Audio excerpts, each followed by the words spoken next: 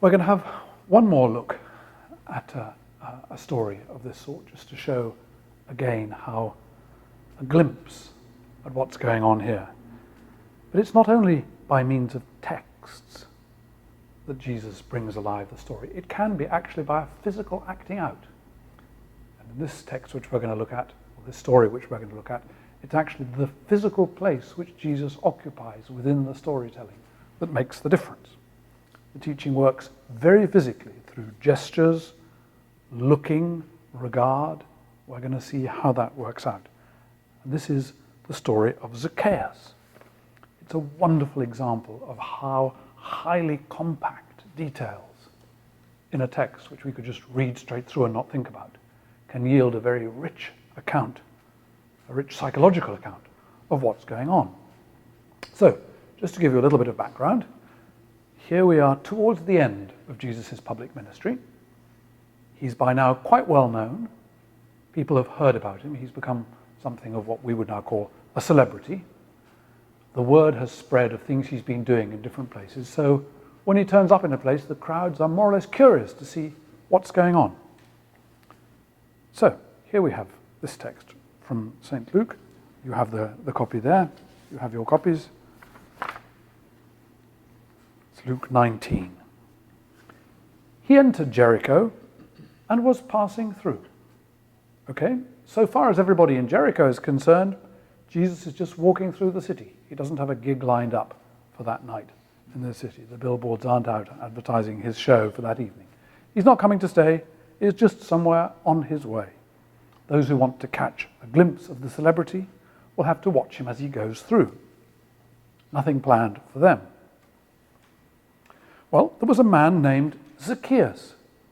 He was a chief tax collector and rich, and he sought to see who Jesus was, but could not, on account of the crowd, because he was small of stature.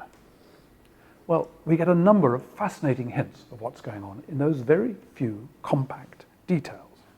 The first thing it says is that he was a chief tax collector. Now, this doesn't mean, as it would for us, that he was a high-ranking employee in the Inland Revenue Service. Is that what you call it? And we don't normally, none of us like taxes, but few of us have a personal gripe against the people who our government employs in their bureaucracy to sort out the details of the IRS.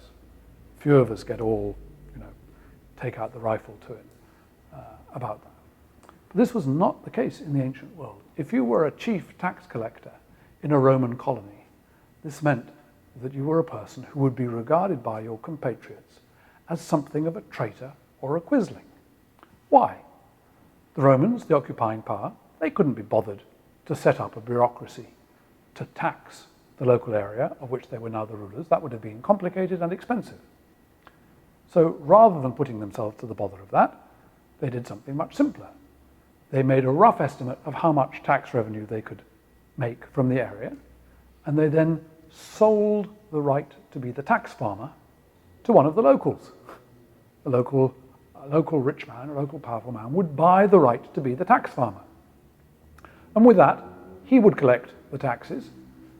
And as long as he provided the Romans with a fixed sum, he could tax as much as he wanted. He could make 10, 20, 30% more than he had to pay to the Romans. And from the Romans' point of view, this was a good deal. They got a pretty good portion of what they thought they ought to get from the area without the expense and the bother of collecting it. So you can see that being a tax farmer, you were not Mr. Popular with your compatriots. You were definitely someone who was thought of as a quisling or a traitor. That was who Zacchaeus was. We don't know whether he'd become a rich man owing to being a tax collector, or whether it was because he was already a rich man that he'd bought the rights to be a tax farmer. We don't know. But whatever it was, you can imagine the kind of relationships that Zacchaeus had with his fellow citizens in and around Jericho. There would have been, let's say, very ambivalent relationships. On the one hand, they would all have known perfectly well that if it wasn't him, someone would be the tax collector. So it's not that, he was a quisling or a traitor in some definitive way. If it wasn't him in person, it would be someone else. Someone was always going to be the tax collector. So he was a necessary evil, if you like. But also, not a very comfortable position to be in. He was a very rich man whose riches, from their point of view, were illegally got. And yet, because he was a rich person, he was also part of their local power structure. So they looked up to him. And he would no doubt have friends who wanted loans, or perhaps friends who wanted loans, and so on and so forth. The usual ambivalences that come with this sort of thing. So here you have this person who is both a pillar of his community and yet not a very well-liked pillar of his community. In addition to that, we learn that he sought to see who Jesus was, but could not on account of the crowd because he was small of stature. So we have something even more interesting about this complicated fella. He was a small person. He was used to having to look up at people. He was the sort of person who people looked down on. You can imagine again how uncomfortable this would have been for him, how it would have fed into a series of complexes, how he would have probably been an overachiever precisely because of this. You can imagine the set of complex relations that someone like him had. You could also imagine that when it came to there being a crowd around the place, how a person who was small of stature and an uncomfortable person would not be at all comfortable nearby. Because if you're small and unpopular and in a crowd, why, it just happens that it's nobody's fault if you're trampled to death. If you like, the accidental and the deliberate manage to come together in a beautiful way in which no one is responsible. You can see quite how, let's say, careful Zacchaeus would have been about his public sorties. Let's think about this. This Zacchaeus person, he's a half insider, half outsider, and at the same time, he's enough of an insider to be fascinated by the things that his fellow citizens are fascinated by. The crowd is interested in the celebrity. He's enough of one of them also to be interested in the celebrity. His pattern of desire is also drawn by the crowd to focus on the person who they're focusing on. He wants to see the star who's coming into town in just the same way as they do. He's drawn in by the same patterns of desire as they, even though he has a very uncomfortable place within the group. But he's savvy enough to know that it's not a good thing for him to get involved in the crowd.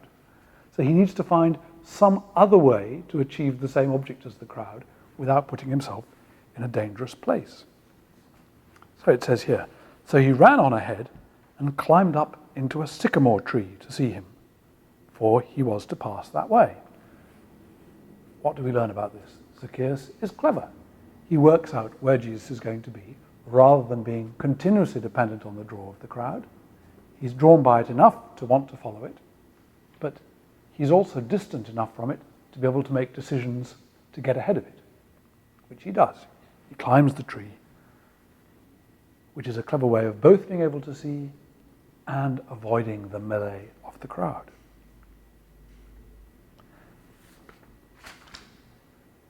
Next step, Jesus comes along. And when Jesus came to the place, he looked up and said to him, Zacchaeus, make haste and come down, for I must stay at your house today. Well, here we have this rather wonderful physical moment. Jesus has been moving through Jericho, rather like the eye of a hurricane, if you like, outlying winds and breezes and turbulence all around the edge, but the center, calm center, moving quietly through Jericho, the outlying crowd all milling around to see him. And then this center suddenly reaches a particular place and looks up at where Zacchaeus is. He'd carefully hidden himself in a place where he couldn't easily be seen. Now think how odd it is for Zacchaeus to be looked up to. It's the one place from which he's never looked at. He's used to being looked down on, both physically and morally, if you like, by people. And you hear himself, he's tried to hide, and suddenly he's looked at from underneath, from the one place where he's completely vulnerable. He's got no armor. The only people who could possibly have looked at him from underneath are infants, small children. Those are the only people who'd ever looked at him from below. And yet, the eye, the celebrity, the charged center of all this attention, which has been moving through the town towards him, suddenly looks at him from the one place from which he's completely unprotected. What's odder is that you might expect any of us who have ever been a crowd which fixes on a celebrity, that the celebrity is somehow a function of the crowd. If we are to be looked at by the eyes of the celebrity, what we'll probably get is a double charge of all the magnetism, the contagion of the crowd looking up at us. But what's interesting here is that even though they're all entirely focused on this celebrity, the regard from the center doesn't come with the charge of the crowd. Just think how searing it would have been for him if suddenly he was looked at with all the ambivalence and hatred that he was running away from. Just think how searing that could have been. But, strangely, the person who is the fixed focus of the attention of the crowd suddenly looks at him from underneath with a regard that has nothing to do with the spirit of the crowd. Completely free of the contagion of the crowd. Looked up and said to him, Zacchaeus, it calls him by name, make haste and come down, for I must stay at your house today. Please notice, a command that is also a making himself vulnerable. Come down, I am coming to your house, I'm going to be your guest. I'm going to be vulnerable to you. You can begin to imagine what a shake-up psychologically this is for Zacchaeus. Suddenly he's been looked at from the place that he's never normally looked at. He's being summoned by name. The principal center of attention of all the crowd is making himself vulnerable to him, Zacchaeus. This is a serious shake-up for Zacchaeus. So he comes down. So he made haste and came down and received him joyfully. Well, I think any of us might find it difficult to imagine the depth of the joy and the shake-up which he's going through. Suddenly the demand to be hospitable. He's being treated at his very best by someone about whom he might have been frightened. And furthermore, he's now suddenly he's received for free something of which all the other people in the crowd would have been given their right arms for. Can you imagine the pressure from everyone to be the person who got to offer Jesus hospitality? But he has suddenly found himself in this place of being commanded to be the host. Jesus has become vulnerable to him from underneath.